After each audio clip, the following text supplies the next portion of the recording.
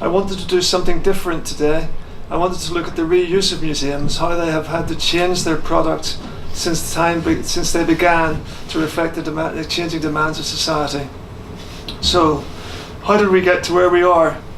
So this is a serious whistle-stop tour. The earliest museums, the Evolutionary Museum, the importance of the museum to the Enlightenment, replacing suspicion and superstition with scientific mindset.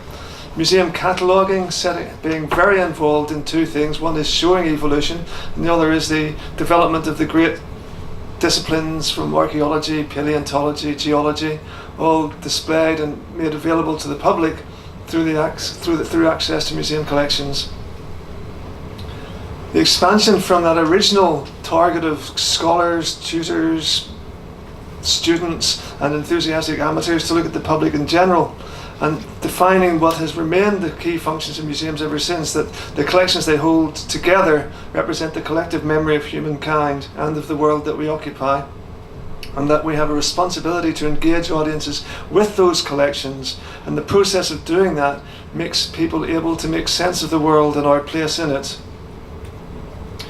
The rising importance of learning and to museums reflected in the V&A, created in the 1850s from the profits from the Great Exhibition, specifically as a model for public education. And I put in a quote from Oscar Wilde, watching craftspeople, normal, ordinary people actually using the museum for their own benefits. I go every Saturday night to see the handicraftsman, the woodcutter, the glassblower, the worker in metals. So a role for museums in the early days of engaging general audience and enhancing their understanding. The rise of the Universal Survey Museum with history galleries, with art galleries, the clear, easiest example of that. So you can follow the history of art through schools, through dates, and these used as a way of introducing people to artworks. And alongside that,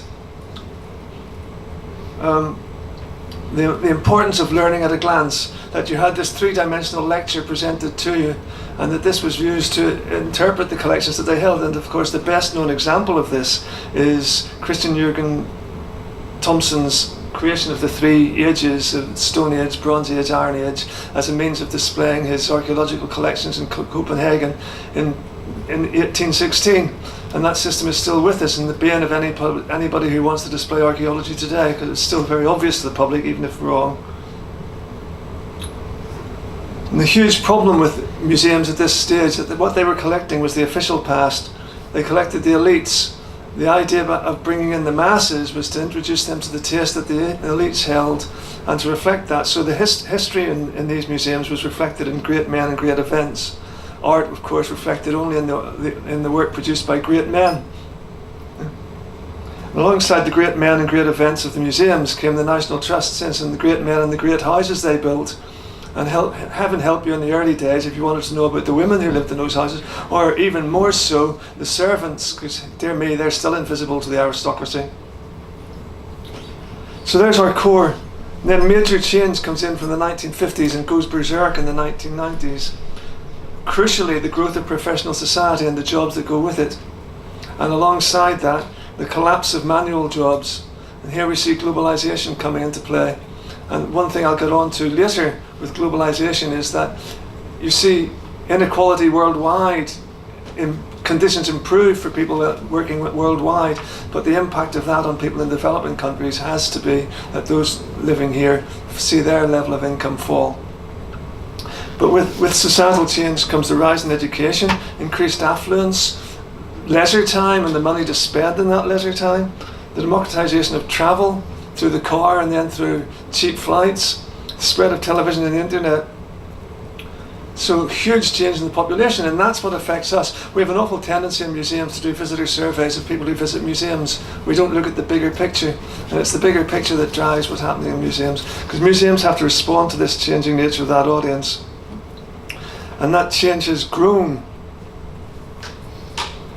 since the 1990s. Globalization, generational shift really comes into play, and I'll come on to that in a moment. The impact of new media, demographic change and economic crisis, all affecting it. Economic crisis to begin with, affecting it by the collapse in professional jobs. Generational shift sees the move from the baby boomers, my lot, being in charge, to Generation Y, the millennials, being in charge. The oldest millennials are now hitting their 40s, and the incredible thing is that Generation Z, who used to be called digital natives, and they're always represented by babies playing with technology, the oldest Generation Zs are now, well, started university this year. So huge move on. And so we see change from the general change in society. We see increasing affluence, this well-educated, individualistic, media-savvy population. I'll just say one thing as an example of this. In 2018, 13 times as many people in England got degrees as got degrees in 1950. And anybody who's done research on visitor attendance at museums knows that the more educated you are, the more likely you are to visit a museum. And the more highly educated you are, the more likely you are to go more often. So so we see this individualism, this increasing demands, because if you're going abroad on holiday, you're exploring the world, you're seeing world-class provision.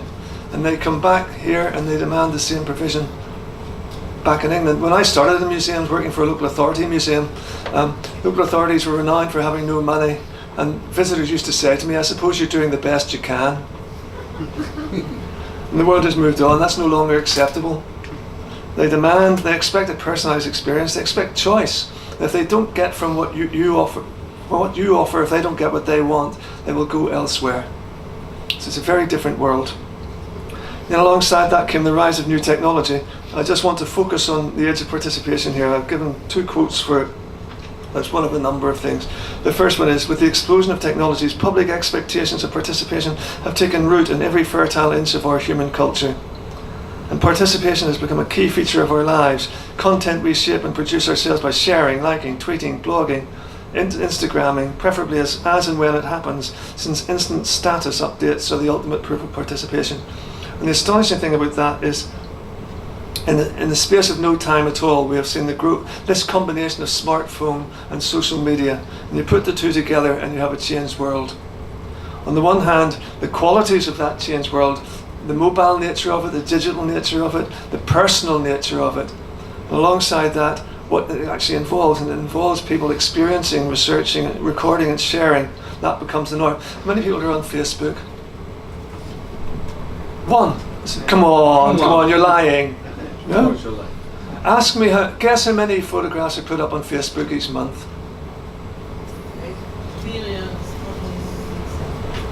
Any other guesses? Facebook claims 7.4 billion a month. There you go. So the result is, we've got changing behaviour from general societal change, the rise of professionalism, the rise of education, and we have beyond that, the changing attitudes and behaviour and expectations that come with the media world. And the result of this is people who expect something very different from their museum experience, value on a more immersive and interactive experience, and intense pressure on all cultural institutions, not just museums. We're witnessing a complete renovation of our cultural infrastructure. Those bricks and mortar culture houses, citadels of experience, towers of inspiration that for so long have stood steadfast as symbols of cultural continuity and comfort, while the streets around them have whizzed and clattered to multiple disruptive transformations, are being turned inside out. And the reality for poor museums is they're ill prepared to serve these profoundly different behaviours. Audiences that look, think, behave and process information differently, we somehow have to find a way to deal with them. This is not me writing, this is the Smithsonian. So it's understanding this is across the developed world, this is the way it goes. The trouble alongside everything else is that we lack the flexibility, we lack the money, we lack the skills to do it. So it's going to be a slow process of trying to keep up. And there's our choice, however. We can change, because change is essential. The society is now changing at web speed, and we can change with it, or we can die. And really, the big problem is how are museums going to respond to this? They've always responded slowly, taken note, and sort of muddled through to meeting changing demands. But the change of demand is now so fast that it's out of control. But there are two differences, because the museums are also being pulled in different directions. On the one hand, those professional audiences are expecting a much more participatory role as a part of the institution. And the starting point is recognising you've got to meet their lifestyle expectations, and you've got to take a different attitude to to your audiences. Museum curators have an awful habit of thinking you come to the museum to learn. The reality is you come to the museum for a quality social outing in which you hope to learn something new and discover something new, but the quality social outing is what comes first. And they want to take part. So it's no longer the case that you can provide a nice passive exhibition where the empty vessel that is the visitor goes along and gets filled with the information that the museum wants to give them. Museums are expecting something, the audiences are expecting something very different from that. You also have to recognise if they've got 13 times more likely to have a degree, we're not talking about empty vessels coming around a museum, we're talking about highly educated, experienced people with substantial understandings of their own that they bring with them. And museums have to find a new way of meeting that demand to reflect on the qualities of the audiences, but also allow those audiences to be involved in the way that they want. The first stage is recognising very simply it's a holistic experience. You've got to start thinking of the museum from the image you project to the outside world, right through to the messages people take away with them, and persuading them to come again.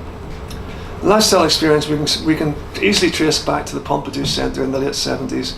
And this is, we get where the ancillary activities and spaces become the important ones. The quality shop, the quality cafeteria, the blockbuster exhibition, the piazza outside for external events.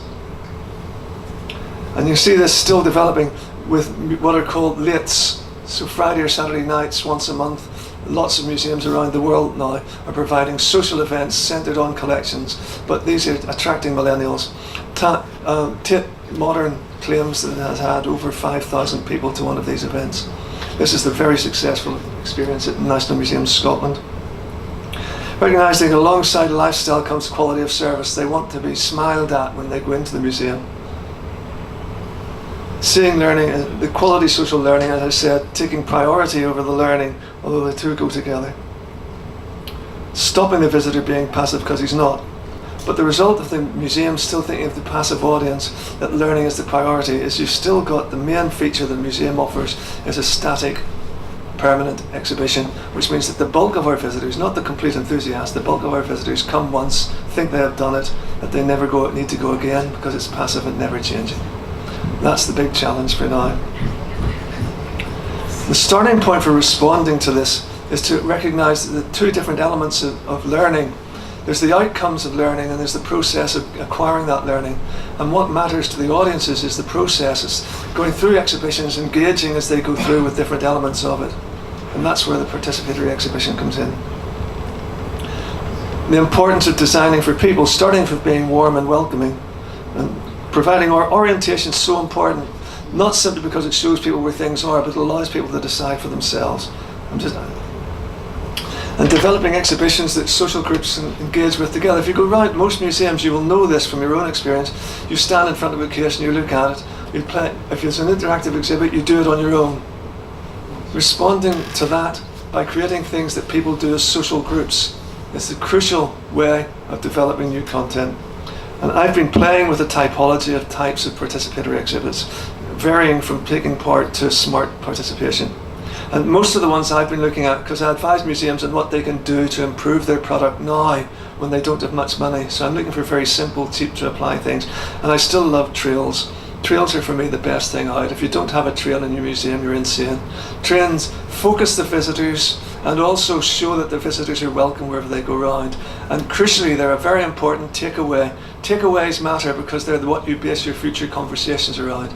Trails for children, for God's sake, make sure you give them a badge when they've completed the trail. They have the badge to wear. If you're really sensible, you have badge making machines so the child gets to make their own badge. Yes? They take that with them and they take the trail leaflet with them and then they can carry on discussing it with their parents. And I'm very keen to develop trails that work for adults as well. Making stuff relating to exhibitions. Seriously, on a different level. Stimulating people to reflect on the experiences they're having, think about it, and then respond through their contribution to content. I'm doing this in Northern Ireland at the minute, where we're looking at divided communities. So you can imagine the importance of there are 1.5 million experts in the Troubles in Northern Ireland, and you're looking, because they're the ones who lived through it. So looking and recording and incorporating their responses to it. Fun ones matter too. I've just reread a 2009 article where the guards were complaining that people were using their phones to take pictures, and it's Americans, they call their gallery assistants, guards. But complaining and wondering why when they said to the public, you can't use your museum to take a photograph, the public said, why not? And so this article recording rows in the galleries or the public wanted to take this is not that ancient an issue. We had this issue in the National Gallery in London 2 years ago, before the public were finally allowed to take photographs. But here's the Metropolitan Museum of Art in New York. Instead, going for an advert saying, we will use your images, send in your favourite image of you with your favourite objects, and we'll turn them into a marketing campaign. This became the time we met. I want to contrast that with the other role that's being pressed on museums, which most museums are very keen on. So on the one hand, you're dealing with the modern equivalent of the middle class audience, the professionals. On the other hand, your responsibility of a museum to engage everyone in society, not just the professional classes. So we see a social imperative of goals of inclusiveness, accessibility, used by a broad range of people as a primary duty of the museum. And what you're trying to find ways to handle that. I'm not expecting you to be able to read this, but an agent for social regeneration, a memory store for the local community, accessible to all, a celebrant of cultural diversity, a place of dialogue and toleration, a community meeting place, all the things that you want of a social place, what is often called a safe place. Yes? And the audiences that you've got for that, with the world's population, I don't know if you know that half the world's population is now defined as middle class, but as I said before, with the falling global inequality, you've had rising inequality in developed world. You see this particularly in the States and in the UK. So there's a major audience there who feel separated from society, and the whole issue of museums and their ability to engage people with civil society has become a very important one. Demographic change, rapidly changing. There are 3.7 million people from the EU now living in the UK. The second most common language in the UK is Polish, but of course alongside that is the continuing rise of ethnic minority populations. You see museums as peripheral to people's lives. When you actually interview people and find out how often they go, 70% attend maybe once every 3 years. And the museum's profession as a whole celebrates the fact that this percentage is coming. And I say, you come once a year, what do you get out of it? What really matters is trying to find ways to engage people and make them come more often. And not interested is the most reason for people giving to not visit a museum. So the challenge is twofold. This thing about meeting professional audiences, the other thing about the social museum, and that's also a participatory issue, because you've got this communities wanting to engage with museums, not wanting to be imposed on. When museums tried to involve communities at the beginning in the 1990s in a big way, it was things they could do to communities. They would get money from the government to run a project. The museum got the money. When the money ran out, the museum finished the project, and the communities felt hard done by, and there's a lot of cynicism in this. And the world is changing as people realise that what you need to do is find ways to engage communities directly on an equal level as equal partners, bringing their own qualities to the experience. It's not as if it's new. The move away from elitism began in the 60s with the new social history, where no longer did you have a situation where the only way you represented the working class population was from folk art. Yes? It was now recognising that the life experiences and actions of everyone in society contributed to the way that countries have developed. So getting away from the great men. Then alongside that came the social exclusion of the 1990s, and the idea that museums could work to counter a very complex environment which is defined by more than poverty. It was defined by the way in which communities felt cut off from society as a whole and what you could do with it. And museums have responded to that with a huge increase in school usage. If you bring in schools from deprived areas, there's a reasonable chance the kids will bring their parents back. Lots of active involvement for children, focusing on learning, building relationships with communities, looking at revisiting existing collections and developing new collections, representing different elements in society, tackling different issues, and this is a really important one, is the Art Road to Peace, and Tel Aviv Museum of Art has been running this for 30 years, mixing Jewish children with Palestinian children, even having opportunities for debate.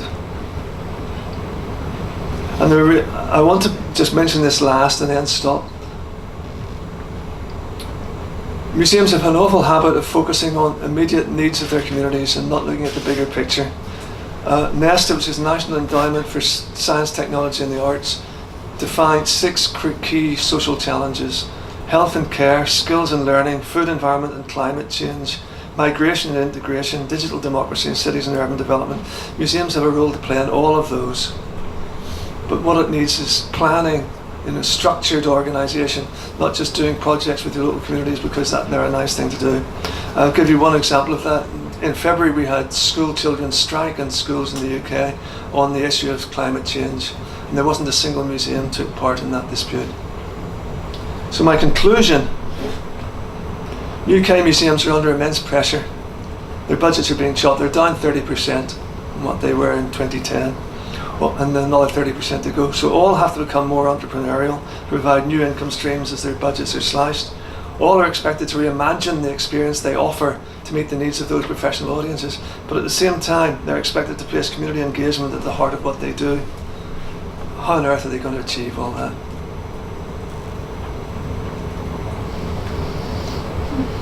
Leave with that one. Thank you. Thank you, John.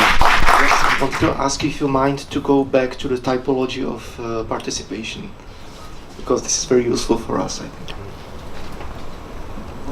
Well, interactive exhibits are in the control of the museum. They decide what you do.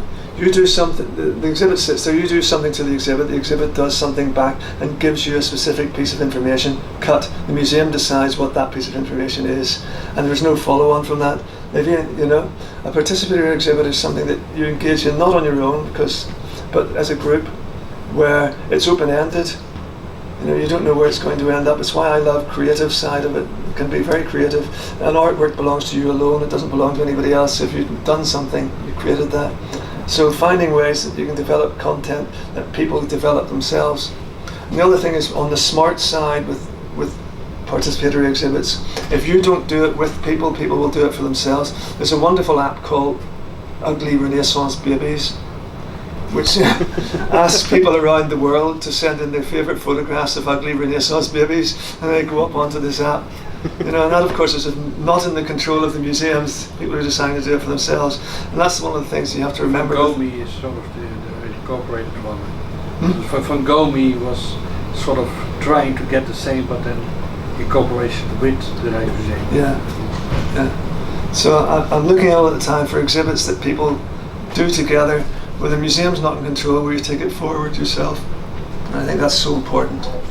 I'm reflecting on the fact that lack of resources often brings participatory initiatives to have a limited time scale. And when the funding ends, the cultural heritage institutions cannot afford to keep alive these participatory activities. Is there a mean, in your opinion, to embed participation into the normal life of the culture of the museums and libraries?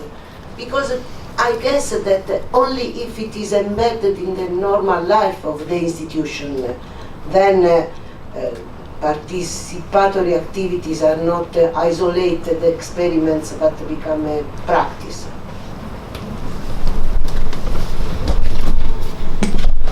Until they're embedded in people's head, the galleries aren't going to be like that.